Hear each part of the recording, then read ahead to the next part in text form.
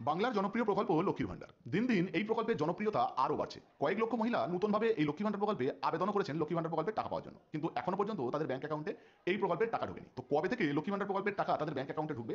June মাসের কত তারিখে লক্ষ্মী ভান্ডার প্রকল্পের টাকা ঢুকতে পারে? এই চ্যানেলটিকে সাবস্ক্রাইব করে পাশের বেল আইকনটি অন করে রাখবেন এই ধরনের গুরুত্বপূর্ণ ভিডিও সবার আগে পাওয়ার জন্য। জুন মাসে লক্ষ্মী ভান্ডার প্রকল্পের টাকা কবে ঢুকবে?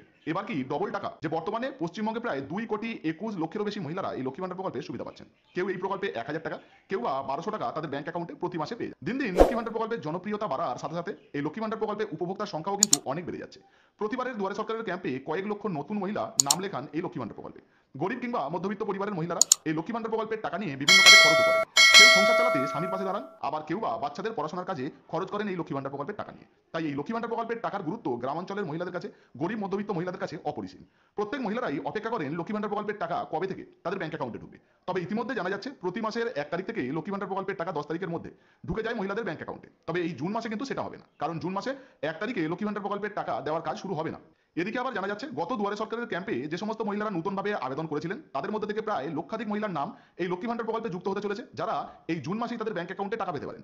সঙ্গে জানিয়ে রাখা ভালো, লক্ষ্মী ভান্ডার প্রকল্পের পাশাপাশি যারা বৃদ্ধ ভাতা, বিধবা ভাতা কিংবা প্রতিবন্ধী ভাতার জন্য আবেদন করেছিলেন তাদের মধ্যে থেকেও কয়েক হাজার উপভোক্তার নাম নতুন লিস্টে যুক্ত হয়েছে, যারা কিন্তু এই জুন মাসেই তাদের ব্যাংক অ্যাকাউন্টে টাকা পেতে পারেন। তাছাড়া যে সমস্ত মহিলারা নতুনভাবে লক্ষ্মী ভান্ডার প্রকল্পে আবেদন করেছেন এখনো পর্যন্ত টাকা পাচ্ছেন না, তারাও অপেক্ষায় রয়েছেন এই লক্ষ্মী ভান্ডার প্রকল্পের টাকা পাওয়ার জন্য। ইতিমধ্যেই লক্ষ্মী ভান্ডার প্রকল্পে যারা নতুনভাবে আবেদন করেছে ও যাদের ডকুমেন্ট ভেরিফিকেশন নিয়ে সমস্যা ছিল, প্রচুর মহিলার ডকুমেন্ট কিন্তু ইতিমধ্যে যে সমস্ত সমস্যাগুলো ছিল সেই সমস্ত সমস্যার সমাধান করা হচ্ছে ব্লক লেভেল অফিস থেকে। সূত্র মারফত জানা যাচ্ছে কয়েক হাজার মহিলার ডকুমেন্ট ইতিমধ্যে ভেরিফিকেশন কমপ্লিটও হয়েছে, যারা কিন্তু এই জুন মাসেই তাদের ব্যাংক অ্যাকাউন্টে টাকা পেতে পারেন। নিয়ম অনুযায়ী 1 তারিখ থেকেই টাকা দেওয়ার কাজ শুরু করার কথা, কিন্তু জুন মাসের 1 তারিখে জামাই ষষ্ঠী এবং রবিবার থাকায় সরকারি ছুটি। এই কারণেই লক্ষ্মী ভান্ডার প্রকল্পের টাকা এই জুন মাসের 1 তারিখ থেকে কিন্তু মহিলাদের ব্যাংক অ্যাকাউন্টে দেওয়া হবে না। টাকা দেওয়ার কাজ মোটামুটি 4 তারিখ থেকে বা 4 তারিখের পর থেকে দেওয়া শুরু হতে পারে, সেক্ষেত্রে 5 তারিখ বা 6 তারিখেও কিন্তু দেওয়া শুরু হতে পারে।